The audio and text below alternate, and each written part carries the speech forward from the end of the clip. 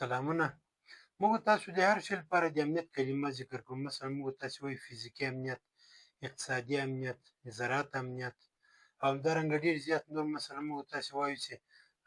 په صحي امنیت، هر څه کې چې امنیت استعمالوو. د امنیت کلمه موږ تاسو یو بله هم لرو په نامه د سایبر سکیورټي. سایبر ته په انګلیش کې وایي سټینډ الون ورډ، یعنې دا په خپله یو داسې ورډ دی چې منل شوی دی. واضح تعریف یې دا ده چې هر هغه شی چې د کمپیوټر سره ارتباط ولري یا له انټرنیټ سره ارتباط ولري، هغه ته موږ تاسې وایو سایبر سکیورټي. د معلوماتي ټکنالوژي چې نن سبا ډېره مروجه ده او د انسان په ژوند کې ډېر زیات مثبت تغیرات راوستي دي او ډېر زیات کارونه ورته اسانه کړي دي. په هغو کې تر ټولو مهمه برخه سایبر سکیورټي یا سایبري امنیت ده. په معلوماتي ټکنالوژۍ کې د دې اهمیت تر ټولو زیات ده،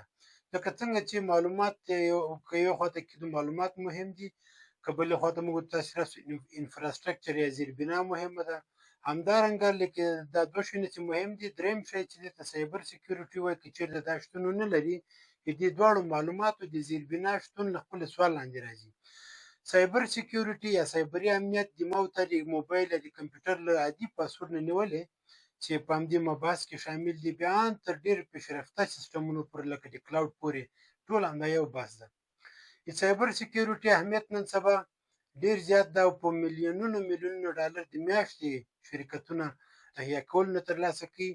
یا بل هغه شرکت چې هغه غواړي چې خپل معلومات مسؤل وساتي، هغه د همدغه خدماتو په مقابل کې په میلیونونو ډالر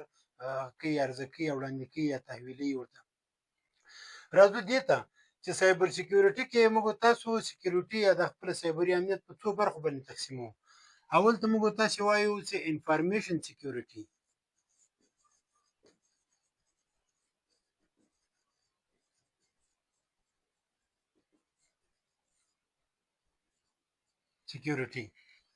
انفارمیشن سکیورټي کې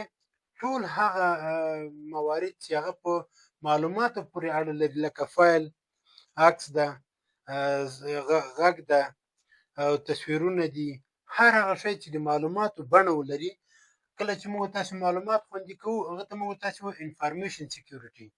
دویم ته موږ تاسو وایو چې نیټورک سکیورټي.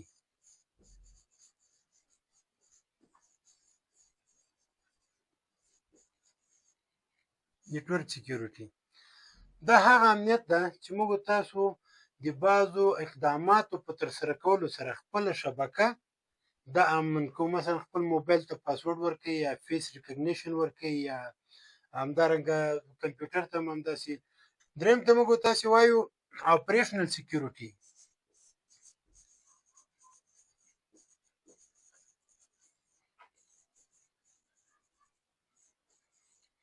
اپریشنل سکیورټي هغه امنیت ده چې بعضې شرکتونه د بعضو اقداماتو په ترسرولو کې مخکې نه چې هغه خدمت لانچ کړي، یعنې عرضه یې کړي، لکه مثلا د موبایل شبکو د غږیز سیسټم ده، هغه لپاره د اپریشنل سکیورټي تر بحث لاندې بعضې اقدامات مخکې نه هغوی اخلي. څلورم چې ده کلاوډ سکیورټي. کلاوډ سکیورټي نن سبا د کلاوډ بزنس لکه کلاوډ فلیر ده، مایکروسافټ ده، همدارنګه ډېر زیات نور هغه دي خدمات دي چې هغه د کلاوډ یعنې د فضا له لارې نه دي موږ تاسې معلومات ساتي. اینډ پوینټ سکیورټي.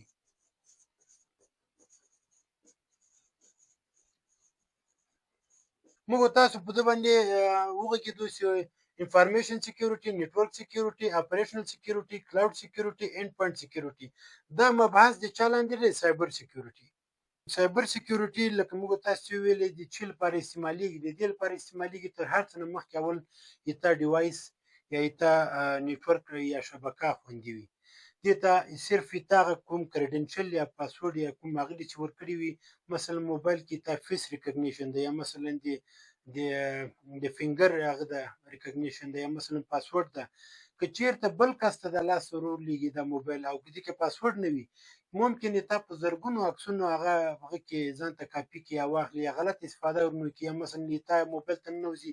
یو بل شخص ته که ته یو ارګنایزیشن سره یو ادارې سره کار کوي او ته برحاله کارمند دي دغې ادارې، نو کیدای شي تا له اکاونټ یې تا له ایمیل نه بل په خپل سره باندې داسې یو ایمیل ولیږي چې هغه کیدای شي تا ته د سر جوړ کړي، تا هغه اعتبار ته صدمه ورسوي. نو د دغه لپاره دا ډېر زیات مهم ده چې تر ټولو مخکې موږ تاسو مثلا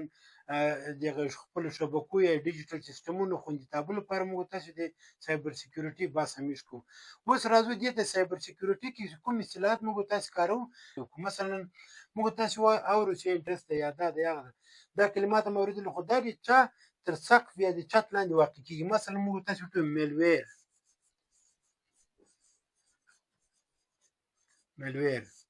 میلویر کې کوم شی نه شاملېږي؟ دې کې راځي وایرسز،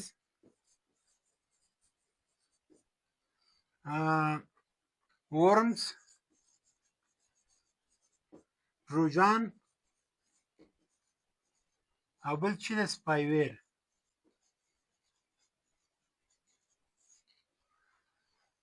د میلویر کلمه وایرسونه دي. دا وایرسونه څه کوي؟ موږ تاسو فایلونو ته صدمه رسوي. دې ټول سره کار له فایلونو سره ده. موږ تاسو به کېدای داسې حالتونو سره مخامخ شو. مثلا موږ تاسو د ورډ ډاکومنټ مایکروسافټ ورډ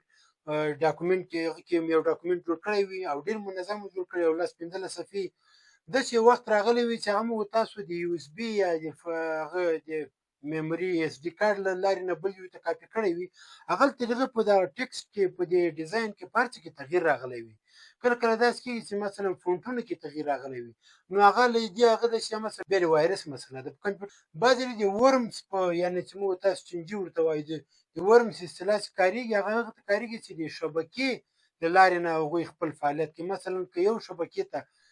لاسرسی دوی پیدا کړه، په هغه شبکه کې چې د کلاینټ وي هغه ټول کلاینټسونه هغوی متاثر کوي. دا شبکې له لارې نه خپرېږي، دا شبکې له لارې نه پرازیتونه خپروي چې هغه بیا شبکه مختل کوي یعنې ډیلې کوي، کارونه یې سره ګډوډوي. دریم چې دی تروجانز دي، دا هغه د سافټویرونه دي چې تا ته خپل ځان قانوني یعنې لیګل سافټویر په بڼه باندې په دروغو باندې ته کوی چې ما باندې اعتبار وکړي زه یو ښه سافټویر یم. ولې کله چې دا موږ تاسو انسټال کړه له هغه نه وروسته دا موږ تاسو معلومات انتقالوي، هغه چا کوم ډیولپر چې دا جوړ کړی دی کومې کمپنۍ چې دا لانچ کړی ده، نو موږ تاسو باید دې سره ډېر زیات احتیاط وکړو. مثلا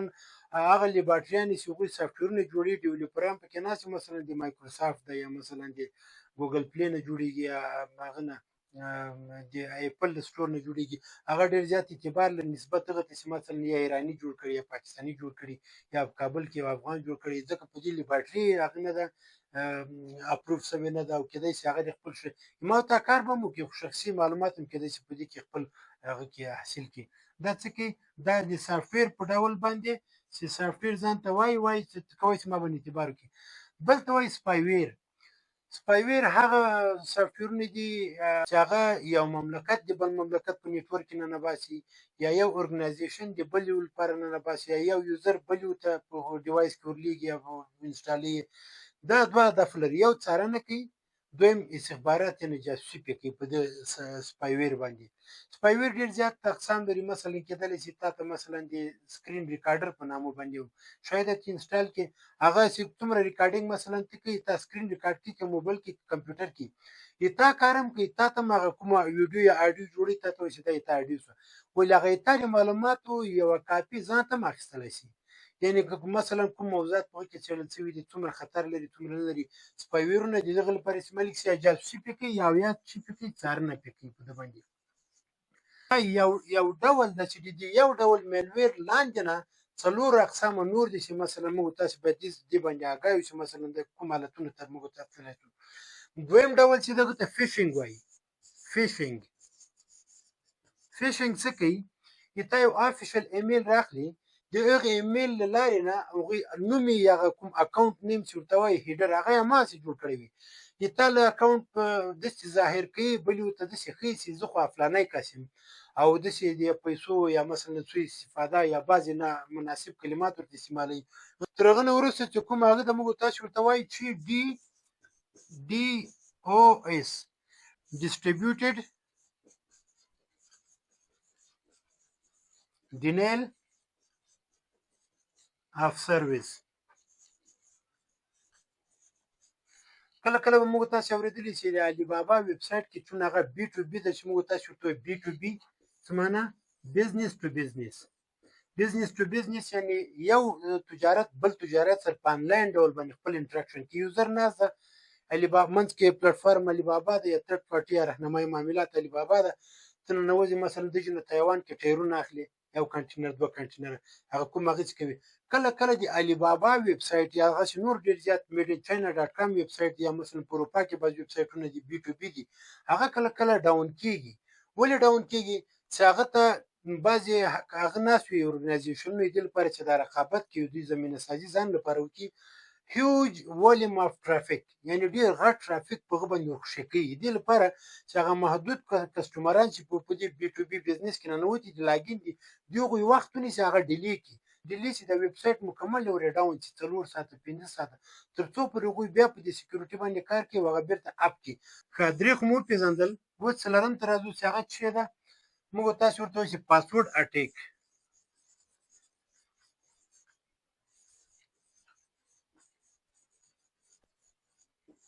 پاسورډ اټیک پاسورډ د موږ تاسو وسیله ده موبایل ده یا کمپیوټر ده یا کېدای شي مثلا د وینډوز سرور هغه وي چې په کې سرور جپجه شوی وینډوز وي او د وینډوز پاسورډ ته مثلا د ایمیل لارې نه یا مثلا کوم هغه باندې چې موږ تاسو وغږیدو بل کس له تھرد پارټي ورته ویل بل پوینټ نه ننوځي تا په پاسورډ باندې د کار شروع کړی وي کار شروع کړي ډیبګینګ کوي او مثلا انکریپشن ډیکریپشن د معلوماتو کې ته په پوهېږم نه په خبرم نه تا پاسورډ درنه اخلي دا کار څوک دا کار هکران کوي چې دا تجربه ډیره زیاته واقع کیږي دا حادثه ډیر زیات واقع کیږي لغه نه وروسته چې موږ تاسو بل مبحث لرو هغه پنځم د رینسم ویر ورته وایي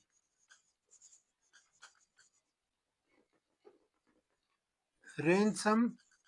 ویر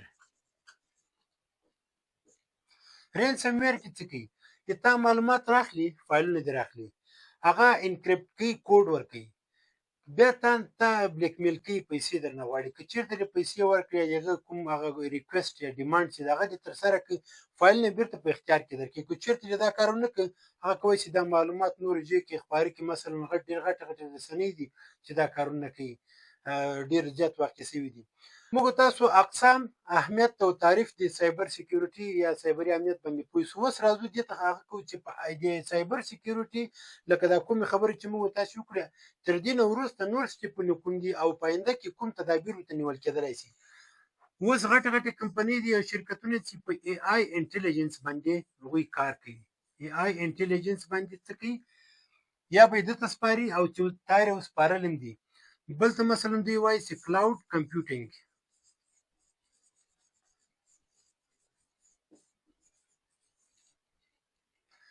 بل دوی بلاک چین ټکنالوژي هغه کې انسټالوي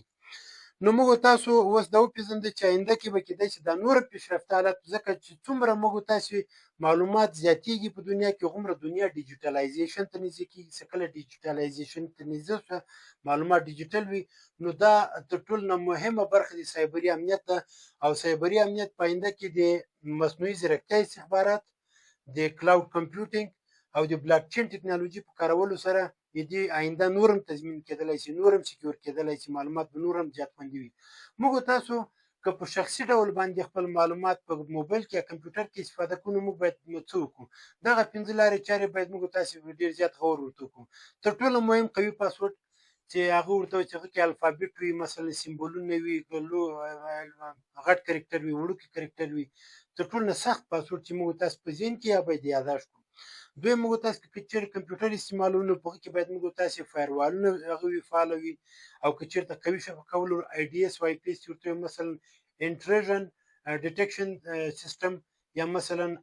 انټروژن پروټیکشن سیستم دا باید موږ تاسو ولرو که چېرته فایروالونه باید موږ تاسو ولرو قوي د منل شوي مرجع اعتبار وړ مرجع انټي وایرس باید موږ تاسو ولرو دا 450 افغانۍ والا انټي وایرس دا کار نه کوي ځکه دغه کرک وي کرک یو بل چا جوړ کړي دې مقصد چې څنګه انسټال چې بیا تا نه سوء استفاده وکړي موږ تاسو باید د خپلو معلوماتو بیک اپ ولرو که چېرته دا معلومات موږ تاسو لاسرسي نه وځي چې د ډیټا بیک اپ ورته ولرو نو دا و د نن ورځې معلومات. که په دې هکله کوم نظر لرئ کولی شئ کمنټ لارې موږ سره شریک کړئ. ډېره مننه.